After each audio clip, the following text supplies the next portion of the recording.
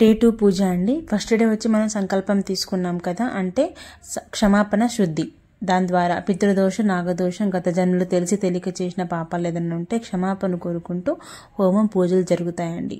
So second day వచ్చి మనకి ఆశీర్వాదం ఫలప్రాప్తి. ఫస్ట్ డే చేసిన దాని తర్వాత మనకు వచ్చిన ఫలితంగా శాంతి, ఆశీర్వాదం హోమం చేసిన దాని ద్వారా వచ్చింది. మనకి ఎప్పుడు కూడా లైఫ్లో ఉండాలని చెప్పి పితృదేవతలు, నాగదేవతల తృప్తి కలిగించేలాగా మళ్ళీ బలి పూజ నైవేద్యం సమర్పిస్తారు.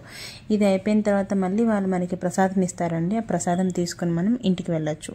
దానికంటే ముందు పూజ కంప్లీట్ అయిన వెంటనే అక్కడ ఒక 5 బ్రహ్మచారులు కూర్చుంటారండి. వాళ్ళకు తోచినంత అమౌంట్ మీరైతే ఇవ్వచ్చు, ఒక 10, 20, 50 ఎంతైనా కూడా. సో బ్రహ్మచారుల పూజ కంప్లీట్ అయిన తర్వాత వాళ్ళకి అమౌంట్ ఇచ్చి వాళ్ళ దగ్గర ఆశీర్వాదం తీసుకోండి.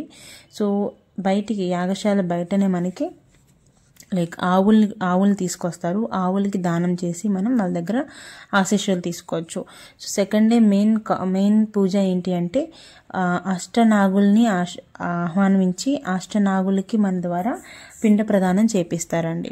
సో ఈ పూజతోటి మనకి జాతకంలో ఉన్నాయి కానీ, పితృల నుంచి వచ్చింది కానీ, మన ఫ్యామిలీ మెంబర్స్ నుంచి వచ్చింది కానీ, ఎటువంటి దోషం ఉన్నా కూడా అన్నిటికి మనకి క్షమాపణ దొరికేసినట్టే.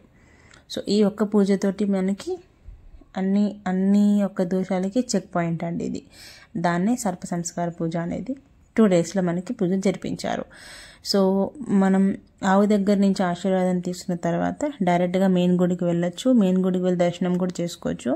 అక్కడ మీకు బయటనే ప్రదక్షిణాలు చేసే దగ్గరే లెఫ్ట్ సైడ్లో సంకల్పం అని ఒకటి ఉంటుందండి. అక్కడ అందరూ పంతులు కూర్చుని సంకల్పం చేయిస్తూ ఉంటారు.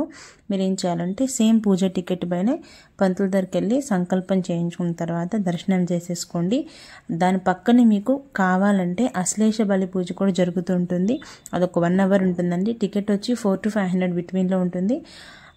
అది ఆన్లైన్లో బుక్ చేసుకుంటే 400 అనుకుంటా. బట్ మేము డైరెక్ట్గా తీసుకోవడం వల్ల అప్పుడప్పటికి మాకు 500 తీసుకున్నారు. సో ఒకసారి అది చెక్ చేసుకుని వెళ్ళండి. అశ్లేష బలి పూజ కూడా చేయించుకున్న తర్వాత ఎగ్జాక్ట్గా 12 o'clock కల్లా దాని పక్కకే నాగప్రతిష్ఠ అని ఉంటుందండి. గుడికి వెనకాలనే ఆ నాగప్రతిష్ఠ దగ్గర ఉండండి. ఎగ్జాక్ట్గా 12:15కి పూజ స్టార్ట్ అవుతుంది. ఒక 5 to 10 minutesలో అయిపోతుంది. నాగప్రతిష్ఠ అయిన తర్వాత మెయిన్గా మనం పూజ టికెట్ చూపిస్తే 2 days ఫలితంగా మనకి ప్రసాదం ఇస్తారండి. కొబ్బరికాయ, చిన్న వుడ్ పీస్ ఇస్తారు. అది ఇంకా మనకి ఇతర సంబంధించిన ప్రసాదాలన్నీ ఆ కవర్లో ఇస్తారు మనకి పూజ చేయించుకున్నందుకు గాను. అది కంప్లీట్ అయిన తర్వాత మీకు ఇన్ కేస్ ఏదైనా స్పెషల్గా పూజ కావాలి అనుకుంటే మేము చేయించుకున్నాము. 100 రూపీస్ది ప్రార్థన టికెట్ అని ఇస్తారండి. స్పెషల్గా మీరు ఇంకేదైనా చేయించుకోవాలంటే, అంటే ఇప్పుడు ఉద్యోగాల గారి గురించి కానీ, హెల్త్ బాగాలేదు, లేదంటే పిల్లలు లేరు, బిజినెస్ పరంగా కానీ ఏదైనా ఒక స్పెషల్గా డైరెక్ట్గా గర్భగుడిలో జరుగుతుందండి. అది మెయిన్ పంతులు గారితో బయట సేవా కౌంటర్ దగ్గర 100 రూపీస్ ప్రార్థన టికెట్ తీసుకొని, సో మీరు డైరెక్ట్గా దర్శనం లైన్లోకి వెళ్ళిపోయి చెప్పండి వాళ్ళకి ప్రార్థన టికెట్ అంటే దానికి సపరేట్గా లైన్ ఉంటుంది. పంతుల దగ్గరికి వెళ్ళి మీ ప్రాబ్లం ఏంటో చెప్తే వాళ్ళు మట్టి ఇస్తారండి. అక్కడది మెయిన్గా ఏంటంటే మట్టి ఇస్తారు ఒక పేపర్లో కట్టి. ఆ మట్టిని మీరు వాళ్ళు ఇచ్చే తీర్థంలో కలుపుకొని తాగాలి. దానికి అనుకూలంగా మీరు చెప్పే ప్రాబ్లంకి సొల్యూషన్ ఏం చేయాలో, ఆ ప్రాబ్లం సాల్వ్ అయితే మీరు దేవుడికి ఏం చేయించాలి, ఏం సేవలు చేసుకోవాలో కూడా వాళ్ళు మీకు ఎక్స్ప్లెయిన్ చేస్తారు. ఒకసారి చెక్ చేసుకోండి అక్కడ. ఈ ప్రార్థన పూజ చేయించుకున్న తర్వాత మనకు అక్కడే అన్నప్రసాదం దొరుకుతుందండి. అన్నం తినేసిన తర్వాత సో మనం బ్యాక్ టు హోమ్ వెళ్ళిపోవచ్చు. దీని గురించి ఇంకేమైనా మీకు డీటెయిల్స్ తెలుసుకోవాలనుకుంటే, ఇంకా ఏమైనా మీకు డౌట్స్ ఉన్నాయనుకుంటే కమెంట్ చేయండి. ఖచ్చితంగా నేను మీకు ఎక్స్ప్లెయిన్ చేస్తాను.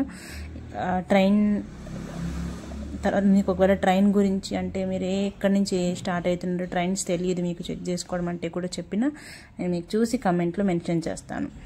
సో ఫస్ట్ 1 to 3 వీడియోస్ కూడా చూడండి. సో దట్ మీకు క్లారిటీ వస్తుంది. ఏమైనా డౌట్ ఉంటే కూడా అడగండి. మీ ఫ్రెండ్స్కి షేర్ చేయండి, వాళ్ళకి కూడా యూస్ఫుల్ అవుతుంది. Thank you.